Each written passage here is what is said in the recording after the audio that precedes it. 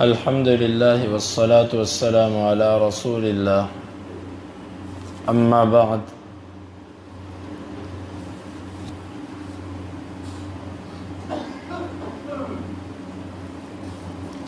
باب الصلاة اذا قدم من سفر، یہ باب ہے جب سفر سے واپس آئے تو نماز ادا کرے۔ امام بخاری فرماتے ہیں کہ ہمیں بیان کیا سلیمان بن حرب نے، وہ کہتے ہیں ہمیں بیان کیا شعبہ نے محارب بن دثار سے، وہ کہتے ہیں میں نے جابر بن عبداللہ رضی اللہ عنہما کو کہتے ہوئے سنا، کنت مع النبی صلی اللہ علیہ وسلم فی سفر، میں سفر میں اللہ کے نبی صلی اللہ علیہ وسلم کے ساتھ تھا۔ فلما قدمنا المدینہ، بس جب ہم مدینہ آئے، قال لی، آپ نے میرے لیے فرمایا، ادخل المسجد فصلی رکعتین، مسجد میں داخل ہو جاؤ اور 2 رکعتیں ادا کرو۔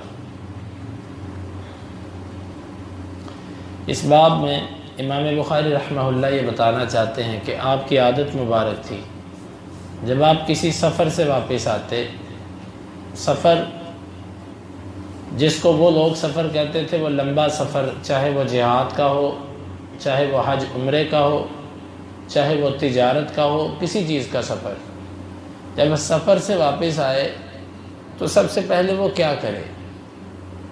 حدیث میں آتا ہے کہ وہ سب سے پہلے 2 رکعتیں پڑھے، اور کہاں پڑھے گا؟ وہ سیدھا مسجد جائے گا۔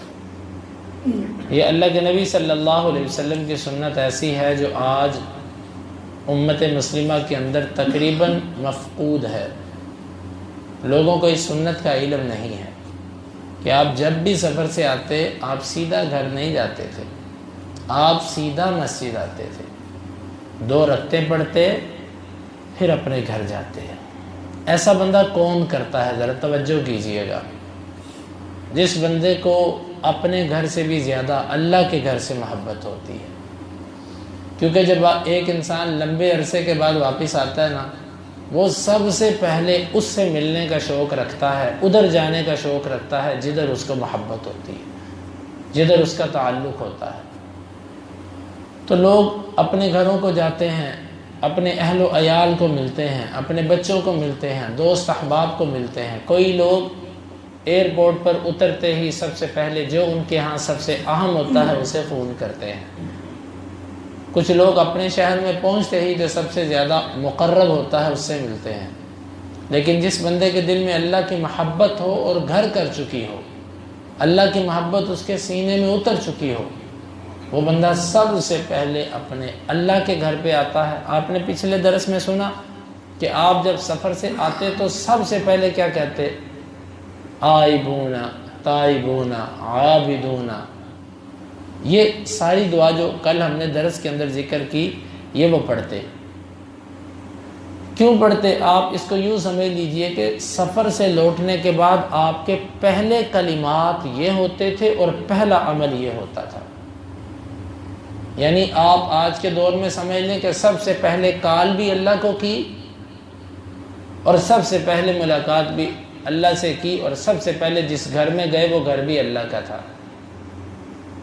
یہ ایک مومن کے لیے اسوہ ہے، اور آپ یقین مانیں، کبھی آپ اس پہ عمل کر کے دیکھیں، اس پہ اتنا مزہ اور اتنا سکون ہے کہ جو آپ ہی محسوس کر سکتے ہیں اس پر عمل کرنے سے، وہ بیان نہیں ہو سکتا۔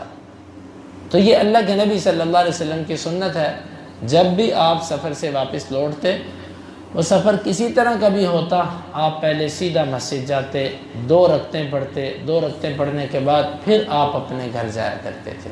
تو ہمارے لیے بھی یہی سنت عمل ہے کہ ہم دعا پڑھیں سب سے پہلے اپنی بستی میں داخل ہوتے وقت، سب سے پہلی گفتگو اللہ سے، اس کے بعد مسجد کے اندر 2 رکعتیں پڑھیں، پھر اپنے گھر جائیں۔ ہاں اگر کبھی ایسا ہو کہ مسجد بند ہے، کیونکہ آج کے ہمارے وقت ایسے ہیں کہ مسجدیں بند ہوتی ہیں، بندہ سمجھتا میرے پاس سامان ہے، میرے پاس یہ ہے وہ، لیکن اگر سنت پہ عمل کرنے والا ہو وہ کر جاتا ہے۔ لیکن اگر مسجد آپ کو بالکل کھلی نہ ملے، بند ہی ملے، تو پھر اس کے لیے آپ اپنے گھر کی مسجد میں بھی 2 رکعتیں پڑھ سکتے ہیں۔ گھر کی مسجد کون سی ہوتی ہے؟ وہ جگہ جہاں پر آپ سنتیں یا رات کی نماز پڑھتے ہیں، اس کو گھر کی مسجد کہا جاتا ہے۔ یہ میری بات ہے، یہ حدیث میں نہیں آتا۔ تو یہ بات میں سمجھتا ہوں کہ اگر مسجد جو عام مسجد ہے وہ بند ہے تو آپ اپنے گھر کی مسجد میں پڑھ دیں، کیونکہ آپ نے ایک سنت میں عمل کرنا۔ تو یہ ہے اللہ کے نبی صلی اللہ علیہ وسلم کا طریقہ۔ اللہ رب العالمین سے دعا ہے اللہ تعالی ہمیں اس کو اختیار کرنے کی توفیق عطا فرمائے۔